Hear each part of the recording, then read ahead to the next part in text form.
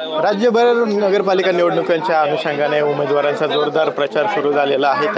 त्याच पार्श्वभूमीवर पुण्याच्या भोरमध्ये सुद्धा मोठ्या प्रमाणावर राष्ट्रवादीचा जो आहे तो प्रचार सुरू झाल्याचं पाहायला मिळते. पुण्याच्या भोर नगरपालिकेत राष्ट्रवादी विरुद्ध भाजप असा हा सामना जो आहे तो रंगणार आहे. आणि त्याच अनुषंगाने आता राष्ट्रवादीचे आमदार शंकर मांडेकर यांच्या उपस्थितीत त्यांच्या प्रमुख नेतृत्वात प्रचार सुरू झाल्याचं आपल्याला पाहायला मिळते. भाऊ, आजपासून प्रचार तुम्ही दारोदारी करत फिरताय, कसं रिस्पॉन्स आहे लोकांचा?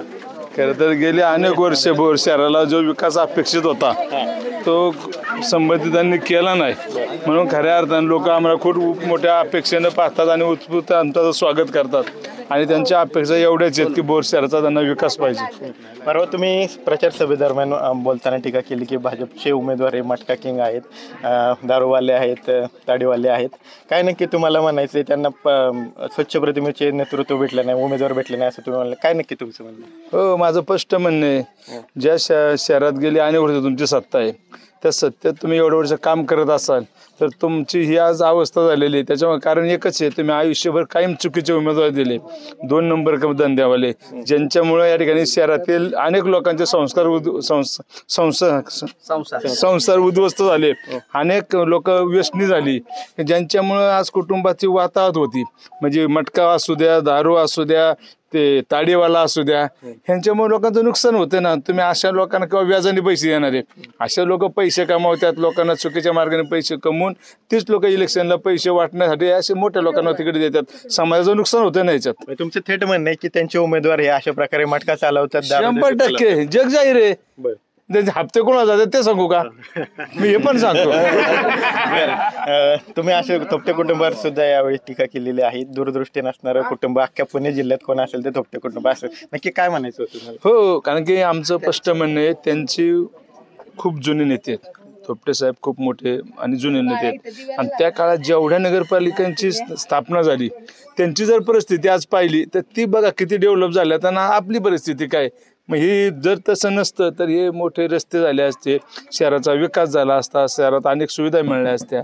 म्हणून आम्ही म्हणतोय चुकीचं असं तर मतदारांनी सांगावं. भाजपने प्रचार सभेसाठी प्रचाराचा शुभारंभ करण्यासाठी चंद्रकांत पाटील यांना आणले होते. त्यांनी त्या प्रचार सभेत बोलताना म्हणले की एक देवेंद्र फडणवीस मुख्यमंत्री आहेत, अजित पवार उपमुख्यमंत्री आहेत. ते उपमुख्यमंत्री आहेत पण शेवटी कामं करायची असेल तर मुख्यमंत्री म्हणजे देवेंद्र फडणवीस सांगतो आणणार, त्यामुळे देवेंद्र फडणवीसांना मतदान. काय तुम्हाला यावर म्हणायचं नक्की? काय सांगायचं? त्यांनी त्यांची भूमिका मांडली. मी सांगितलं नेत्यांना कार्यकर्त्यांना खुश करायचं असतं, त्यामुळे बोलावं लागतं ना. एवढं लांबून त्यांना घेऊन आलं असं बोलणं बरोबर की युतीत आहात तुम्ही, उपमुख्यमंत्री अजित पवार त्यांनी म्हणले थेट की मुख्यमंत्र्यांना मतदान करा उपमुख्यमंत्री. आम्ही सांगतो महायुतीमध्ये असं ठरलेलं आहे, महायुतीतला ज्या विधानसभेचा आमदार ज्या पक्षाचा असेल त्याला महत्त्व द्यायचं, त्याला सर्व तिन्ही घटक पक्ष RPIचं जे काही महासत्तेत आहेत त्यांनी मदत करायची, हे आमचा प्रोटोकॉल ठरलेला आहे. आता हे स्थानिक स्वराज्य संस्था ह्या जो त्याचा प्रत्येक पक्षाचा अधिकारी आहे आपला पक्ष वाढवण्यासाठी जो त्या पद्धतीने काम करतोय. आता नेत्यांना जर खालच्या नेत्यांना खुश करायचं असेल तर त्यांची वाह केलीच पाहिजे. त्यांच्याकडे नाही बोलू दे, परत कशाला बोलू यांना.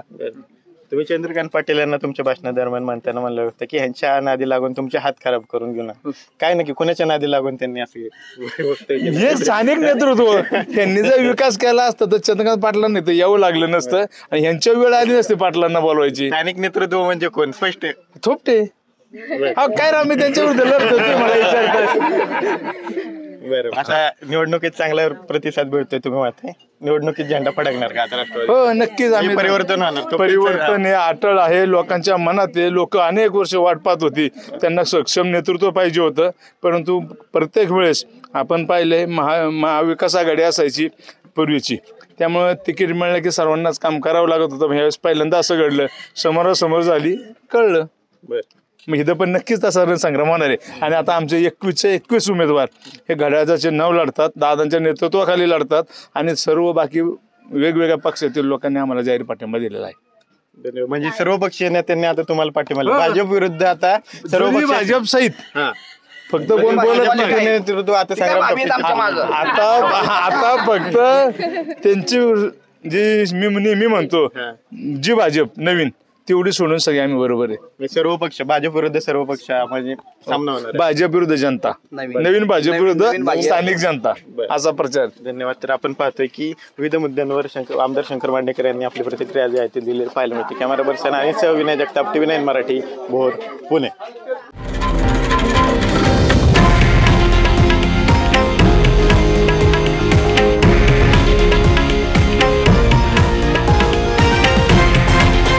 हे आहे देशातील नंबर 1 न्यूज नेटवर्क आणि आपण पाहत आहात TV9 मराठी, एकमेव.